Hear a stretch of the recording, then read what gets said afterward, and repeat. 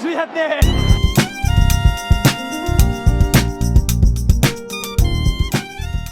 Du Plessis is officially the UFC middleweight champion of the world. And guys, what a fight. What a close fight. I won't lie.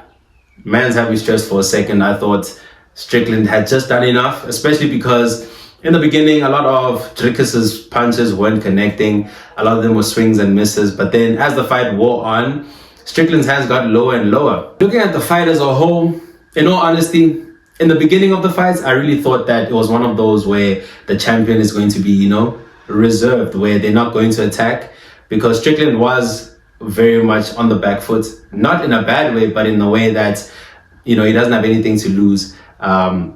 Dricus has to be the one that has to attack. It looked like Strickland was going to eat him up with the jabs. The jabs just kept connecting and connecting. And we saw by Dricus's eye where it just started swelling. It just started swelling and he started fearing and thinking, so we don't have the capacity. This is it. This is where the dream ends, Dricus is not going to come back from this. He's not going to carry on, because we've seen in the past where somebody's eye is swollen and the doctor comes in and they say, unfortunately, they can't continue. But Hulle weet nie wat ons weet nie. The gods had other plans. Dricus started growing more and more into the fight. He started getting more confident. He started connecting the hooks that he was giving. And as well, you start to think to yourself, how is this going to go? And he just won it. It's so ironic that he also just won by 1 point. You look at what the Springboks did and you look at how Dricus won. This 1 point thing is becoming a habit, and I won't lie, it's going to kill people, because we can't keep taking this. We can't keep doing this. You're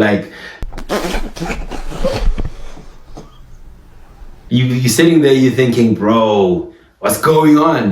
But luckily in the end, it came back home and we are now champions. Like I said in my previous video, it's a great time to be South African. Something's in the water. Something's in the water. In terms of this win, this just shows that Dricus is really him. A lot of people didn't think he was the business, only until he beat Rob Whittaker. And once he beat Whittaker, that's when people started taking him seriously. To be fair, he did start out in the beginning, but it was a lot of people that people don't pay attention to. Like the undercard fights, he was there, worked his way up to the point where now he got his title shots and did it at the first time of asking. I can't tell you how excited South Africa is for this win, because it means now that we officially have the first ever South African UFC champion. Sure, we had the African champions like Ngannou and Adesanya, but this is the first time that an actual fighter that's fighting out of Africa is actually a world champion in the UFC. This means any kid that was interested in taking in any type of mixed martial arts knows that it's worth it, because I won't lie, a lot of the time when we were in primary school, or when kids were starting out to know what they want or what hobbies they'd like to do, judo was the last thing on the list, kickboxing was the last thing on the list, karate, it was associated with being a nerd type thing. It wasn't cool. But now Dricus shows that,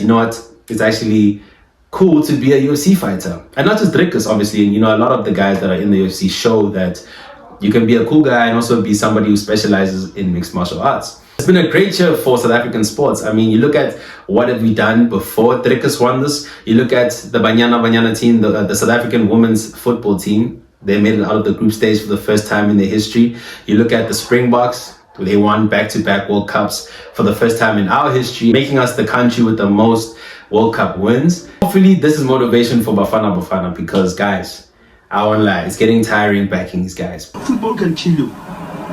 Will kill you a real death. You will die because of football. But, I'm a person for second chances. Hopefully they do the business by the time you guys watch this. Hopefully they end up beating Namibia, because we really need this in terms of South African football. We really need it. South African football is not in a great place right now. So hopefully they can get some motivation from Dricus's win and be able to build on to that. I don't know if you guys noticed, but isn't it ironic that load shedding was suspended just as the fight was about to start? For you guys that don't know what load shedding is, search it up quickly and you guys will understand what we mean by triumph in adversity. Because if you look at all the problems that we have in South Africa, a lot of people think we're over exaggerating, but this is true. We always find a way to make it, even though in most cases we shouldn't be. In most cases we shouldn't be able to make it out of these situations, but a lot of our sports stars are able to do it. Moving on from this fight, you have to ask yourself, what is next for Dricus? What is next for DDP? He did call out Israel Adesanya at the end of the fight, which adds to the beef that they already have.